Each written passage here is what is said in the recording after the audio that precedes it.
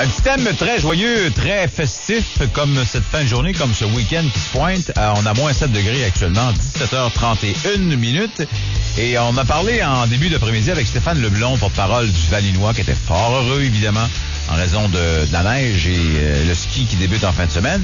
Et notre prochain invité a de quoi être heureux, je pense aussi, Patrick Boucher, qui est le président de l'Association des motoneigistes du Québec. Bonjour, M. Boucher. Oui, bonjour. Je ne me trompe pas en disant que vous êtes bien heureux. Là. Ça commence comme... En fait, la dernière tempête sur certaines régions du Québec, et sans me tromper, j'ai l'impression qu'au Saguenay, on est peut-être en avance sur les autres. Là. On a de la neige pas mal. Là. Oui, disons qu'on pourrait dire que le Saguenay devient, encore une fois, parce que c'est habituellement toujours le cas, une des premières régions à ouvrir. Effectivement, avec les Monts-Valin, il y a plusieurs motoneigistes du sud du Québec qui doivent en ce moment même prendre la route en direction du Saguenay. Ah, ben oui, c'est vrai, forcément. Qu'est-ce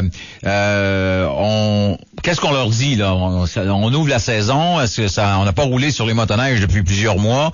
On les invite à la prudence, évidemment, à être vigilants, j'imagine? Ah oui, tout à fait. Prudence, vigilance, rappel des consignes de sécurité. Il faut se souvenir aussi que ce sont toujours des conditions de début de saison. Donc, il y a des surfaceuses au travail. Si on parle juste des Monts-Valin, c'est entre 300 et 400 kilomètres qui vont être ouverts officiellement en fin de semaine. Donc, c'est une énorme tâche là, de la part des gens qui s'occupent du surfaçage des sentiers. Demeurer vigilant, retrouver ses aptitudes d'habilité de conduite. Donc, c'est un début de saison, un peu comme en automobile, où on perd des fois les réflexes un peu quand la neige arrive. Même chose en motoneige, il faut y aller de prudence, pas être téméraire, puis faire en sorte que ce soit une fin de semaine agréable pour tout le monde. Je vous pose la question, là, l'histoire là, des motoneigistes qui se promènent dans le secteur périurbain. Il y a des endroits où c'est permis, mais bon, au Saguenay, il y en a qui le font, là, ou encore carrément presque en milieu urbain. Est-ce qu'il y a des signalements, ou est-ce que vous apprenez qu'il y a des signalements cette année? Dans la perspective où des fois, les motoneigistes sont sur des endroits où c'est prohibé, ils peuvent pas se promener en motoneige, là. Ouais, puis ça c'est tellement important qu'ils respectent, que les motoneigistes, c'est sûr que c'est toujours une minorité, mais c'est une minorité qui fait mal au club, qui fait mal à l'ensemble des motoneigistes, parce que ces droits de passage-là doivent être respectés. Donc, si un motoneigiste s'hasarde à se promener à un endroit où vous avez justement des citoyens riverains qui n'ont pas de sentier de motoneige à leur abord, puis qui entendent une motoneige, ben c'est ça qui crée la problématique souvent pour les clubs de motoneigistes. Après ça, de garder des droits de sentier, des droits de passage. Donc, c'est très important qu'il y ait une vigilance de la part des motoneigistes, parce que ça en demeure pas moins que c'est le motoneigiste lui-même. Hein. C'est chaque motoneigiste qui fait l'image de la motoneige au Québec. Vous parlez justement des droits de passage. Là. Est-ce que l'UPA, le fameux conflit entre les motoneigistes et l'UPA, ça a laissé des traces? Parce qu'il y a des propriétaires de l'eau, des propriétaires carrément de terres agricoles. Puis il y en a même, s'il y a eu un règlement avec l'UPA, qui sont peut-être pas nécessairement enclins à laisser passer tout le monde sur leur lot. Avez-vous des signalements de ce côté-là? Ben, on sait par exemple que il y a la problématique que certains agriculteurs, on se souvient quand le conflit UPA s'était terminé en décembre 2010, l'UPA avait pas nécessairement gagné sa cause auprès du gouvernement là, mais elle avait eu la grâce de nous ouvrir les sentiers, de nous laisser passer sur les terres. Mais il y avait déjà une revendication annoncée, c'était cette fameuse règle qu'à l'avenir, ils allaient demander de l'argent en compensation pour le passage des motoneiges sur leurs terres. Au Saguenay, on sait qu'il y a eu des enveloppes qui ont été votées là pour qu'il y ait des ententes avec les gens de l'agriculture. Par contre, si on prend le lac Saint-Jean, par exemple, vous avez à Saint-Prime un agriculteur, entre autres, là, qui demande de l'argent. On entendait justement aujourd'hui la MRC de cette région-là affirmer que c'est pas ce qu'ils vont faire, qu'ils acceptaient pas de commencer à traiter cas par cas. Nous, en 2010, en commission parlementaire, on avait été les premiers à le revendiquer en disant au gouvernement, pourquoi ne pas donner finalement un crédit d'impôt aux agriculteurs, mais de façon globale, générale à la grandeur du Québec. Parce que ce qui va se produire finalement, c'est un peu ce qui est en train d'arriver. C'est que de façon sectorielle, vous avez un agriculteur qui, lui, décide d'avoir de l'argent, parfois juste en revendication avec un conflit qu'il y a avec, par exemple, l'environnement, parfois juste parce qu'il dit, moi, au Saguenay, il y a des argents qui sont payés, puis moi, je suis au Lac-Saint-Jean, puis on m'en donne pas. Ça va être au gouvernement du Québec de vraiment prendre la tête là-dessus, puis d'y aller d'une solution qu'on pense être la seule possible, parce qu'on est rendu là. Ça va être que le gouvernement accorde une forme de crédit d'impôt à ces gens-là, qui, il faut pas se le cacher, génèrent. Ce sont des acteurs qui aident à générer les fameuses retombées économiques. Dites-moi, non, je vous écoutais parler, puis je me dis, il fait, bon, on a moins 7 degrés. Les fameux cours d'eau, est-ce qu'il est trop tôt dans la saison pour s'aventurer sur les cours d'eau? Ah oui, tout à fait. C'est excessivement dangereux. Je me souviens, en 2010, il y avait eu pas moins de 7 motoneigistes décédés par noyade. Et l'ensemble, pratiquement la majorité de ces décès-là étaient survenus entre décembre et début janvier. C'est excessivement dangereux parce que les glaces sont tout à fait instables, des écarts de température. Il n'y a pas eu des grands froids persistants comme on doit en avoir là, pour être capable justement de garantir une glace sécuritaire. Faut s'aventurer sur un cours d'eau seulement, surtout à cette période de l'année.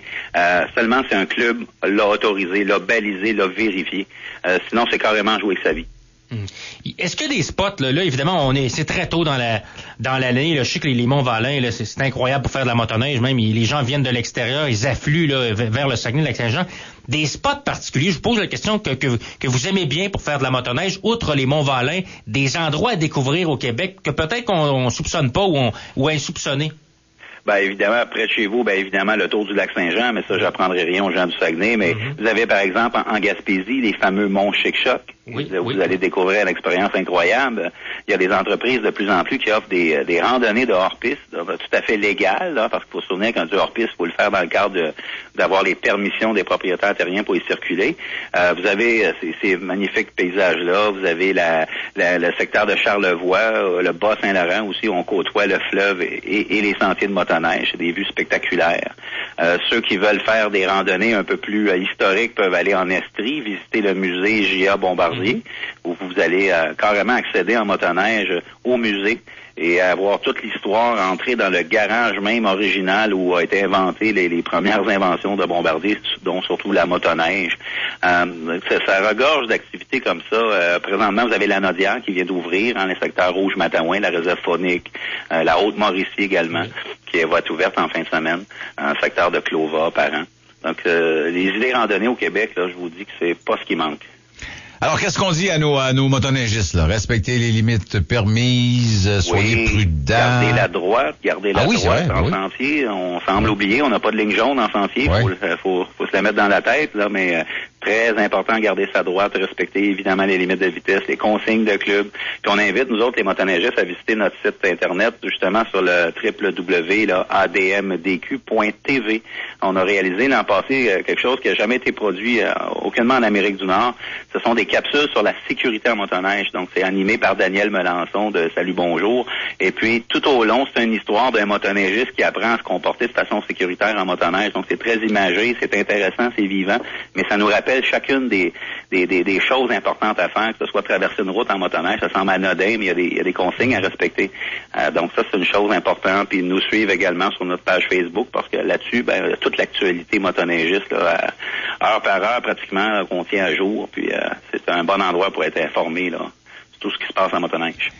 On se souhaite une bonne saison de motoneige, puis j'espère qu'on n'aura pas au printemps prochain un bilan de fou de décès, de toutes sortes de conneries, que les gens respectent les limites et que s'amusent pleinement dans notre magnifique hiver sur des maudites bonnes machines aujourd'hui.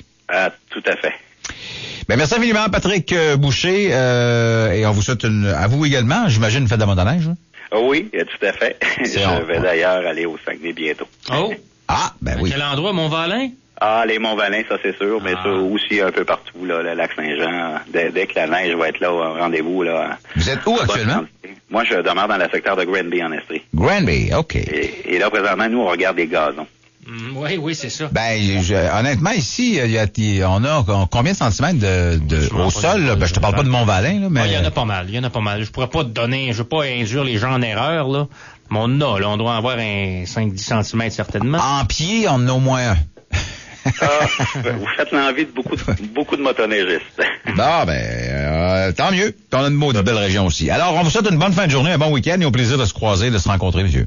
Merci à vous aussi. Au revoir. Au revoir. On parle avec Patrick Boucher, qui est président de l'ADMQ. Ça ressemble à l'ADQ, ça? C'est ça. L'acronyme est ressemblant. C'est peut-être pour ça, là, on a voulu éviter l'Association des motoneigistes du Québec. Mais j'espère cette année, là, c'est mon petit commentaire, là, on avait perdu une resurfaceuse l'année passée, là, un moment donné, qui damait les pistes, une dameuse. On l'avait perdue, elle avait craqué, puis s'était retrouvée là, carrément dans un cours d'eau. Puis évidemment, c'était payé à gros prix. Et les composantes de cette fameuse dameuse-là, là, après ça, on a payé cher le prix. Là, il a fallu envoyer des composantes qui étaient inopérantes. Fait qu'il a fallu envoyer ces composantes-là, faire réparer. Je pense que c'est dans le secteur de Granby ou le secteur de Yamaska. Puis c'était une dameuse qui était importante dans la région. Alors j'espère qu'on répétera pas les erreurs. On est passé sur un lac, finalement. Exact. Puis la glace était pas suffisamment, la couche de glace était pas suffisamment épaisse, puis ça a calé. Il est arrivé ce qui devait arriver, là. Mais tu fais quoi, là, quand il faut on vient de dire les cours d'eau sont fragiles parce il est trop tôt dans la saison. La surfaceuse, elle, faut qu'elle fasse C'est sûr, faut qu'elle dame, mais là, on avait peut-être... En fait, tu mets peut-être juste des piquettes C'est qu'on avait probablement insoupçonné le débit en dessous de la glace, puis la croûte, l'épaisseur de la croûte. Mais c'est une erreur majeure, là, quand tu es obligé après ça de réinvestir pour avoir une machine comme celle-là, là, c'est beaucoup d'argent, là. On s'est prévu un week-end de motoneige fin janvier, à quelque part. Je sais pas trop ce qu'on va avec qui on va faire affaire, mais on va s'en louer quelques-unes, puis on va aller faire la fête à quelque part. Là-dessus, on se fait une petite pause, que là, tu sais, 17h42, on revient juste après ceci.